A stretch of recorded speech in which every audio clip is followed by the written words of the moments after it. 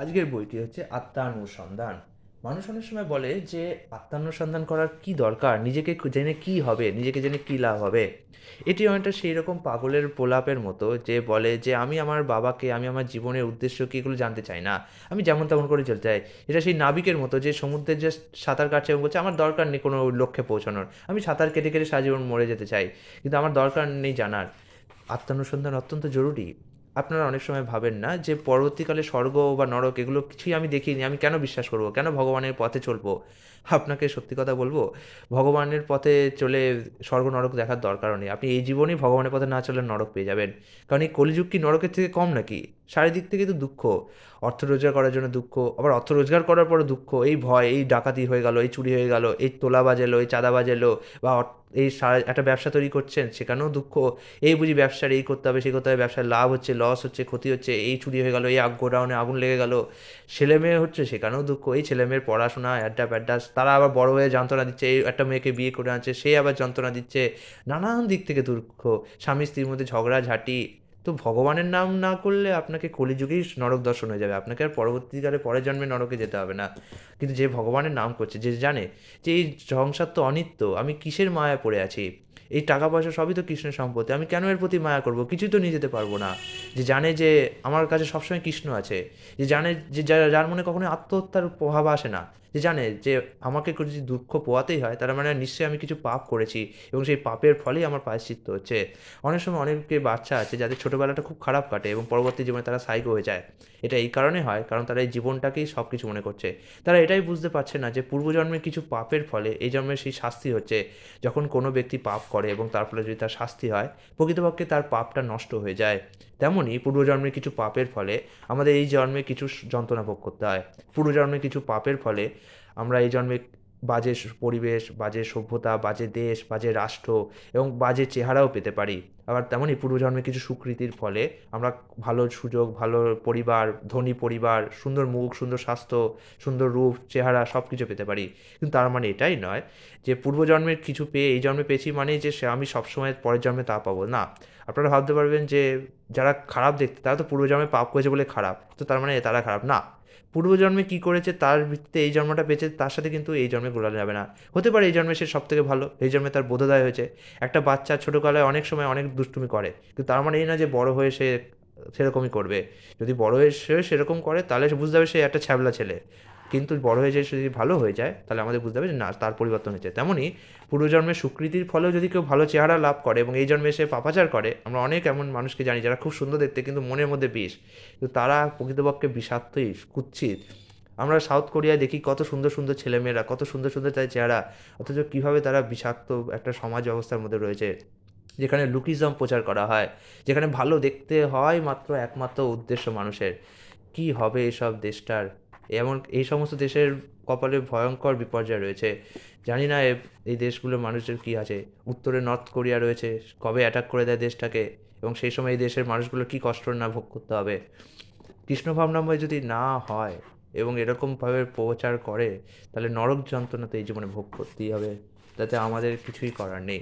আমরাও অনেক সময় এসব এদের সুন্দর সুন্দর চেহারা দেখে প্রভাবিত হই এবং এদের মতো আচার বিচার করতে থাকি, যেগুলো আমাদের স্বাভাবিক প্রবৃত্তি নয়। আমাদের মনে রাখতে হবে সৌন্দর্য প্রকৃতপক্ষে মানুষের অন্তরে থাকে। কারণ এই যে রূপ, লাবণ্য আর সুন্দর দেহ, এটা যদি সারা জীবন থাকতো তাহলে আমি বলতাম যে না, এর একটা গুরুত্ব আছে।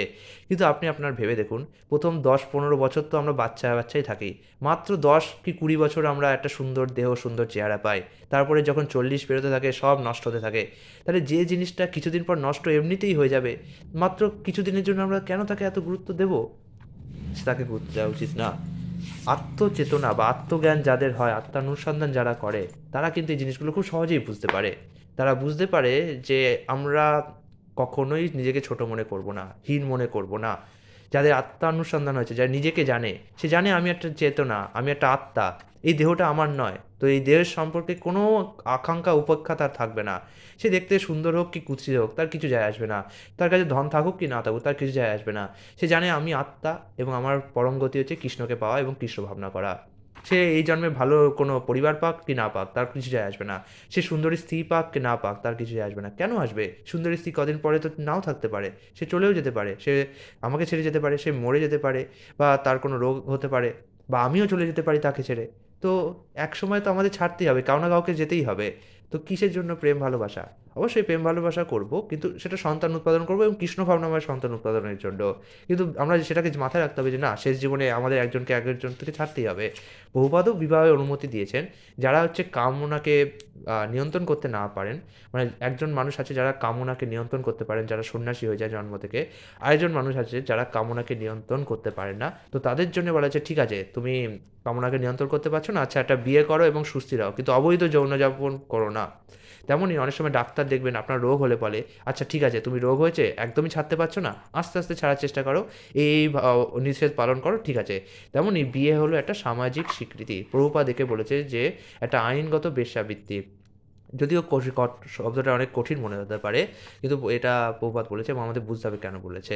যাই হোক, আত্মানুসন্ধান করলে আপনি কিন্তু এই জীবনের উদ্দেশ্য কী, কী আপনাদের পরম গতি, কেন আপনাদের জীবন, সব করতে হবে, সব আপনারা বুঝতে পারবেন। যারা আত্মহত্যা করে, আত্মহত্যাপ্রবণ এবং মনে অভাব, অনটন এবং বিষাদে ভুগছেন, অন্যের দিকে যারা নিজেকে বিচার করেন যে ও এত সুন্দর, ওর এত টাকা, ওর এত জিনিস আছে, আমার নেই কেন, এবং সবসময় আপনারা অবসাদে ভোগেন, তাদের আত্মানুসন্ধান অবশ্যই দরকার। কারণ আপনি কে? আপনি তো এই শরীরটাই নন। যদি আপনি শরীরটা না হন, তো এই শরীর সম্বন্ধে কেন এত দুঃখ পাচ্ছেন? যে শরীরটা কদিন পর এমনিই চলে যাবে আপনার। আপনি অনেক সময় দেখবেন মানুষ ক্যান্সার হলে মারা যায়, প্রকৃতপক্ষে ক্যান্সারে মানুষ মরে কম। ক্যান্সারের ফলে যে ভয় পায়, যে ভয়ের দানা বেঁধে যায় মানুষের মনে, আহারে জীবনটা ছেড়ে চলে যেতে হবে, সেই ভয়ের জন্য আরও তাড়াতাড়ি মানুষ মরে যায়। যাই হোক, যে মানুষ প্রকৃতপক্ষে জানে যে এই জীবনটা তো একদিন যেতেই হবে, জন্ম যখন হয়েছে আজ মরবো না তো কাল মরবো, মরতে তো আমাদের হবেই। তো যখন আমরা জানি যে মৃত্যু অবশ্যম্ভাবী, আমরা একে টালতে পারি না, তো সেই জন্য আমরা কেন এত দুশ্চিন্তা করব? কেন আমরা এই জীবনটা নিয়ে দুশ্চিন্তা করব? যদিও এটা বলা অনেক সহজ, কিন্তু প্রকৃতপক্ষে আপনারা আস্তে আস্তে মায়ার থেকে যখন উঠতে পারবেন, তখন আমরা বুঝতে পারবেন। আপনি তো ক্লাস 1 থেকে এত দূর এসেছেন, একদিনে তো আর পাশ করে যাননি।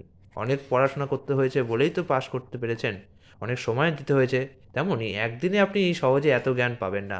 ধীরে ধীরে ধীরে ধীরে আপনাকে অনুশীলনের দ্বারা এই মায়ার কবল থেকে উদ্ধার হতে হবে। ধীরে ধীরে ধীরে ধীরে আপনার উপরে যে নোংরা আবর্জনা রয়েছে সেগুলোকে পরিষ্কার করতে হবে। তার ফলে আপনি আপনার চেতনায় সম্পূর্ণভাবে যাবেন। আর এইভাবে উঠতে আপনাকে এই বইটি সাহায্য করবে, এবং এই বইটি অবশ্যই আপনাকে বারবার পড়তে হবে। ভালো বই বারবার পড়তে হয়, পাঠ্য বইয়ের মতো বারবার পড়তে হয়। আর গল্প উপন্যাসের বই একবার পড়লে ঠিক আছে, পড়া উচিত না, কিন্তু মন চাইলে একবার পড়তে পারেন। আগামীকাল আবার আপনার সাথে দেখা হচ্ছে। আজকের জন্য বিদায়।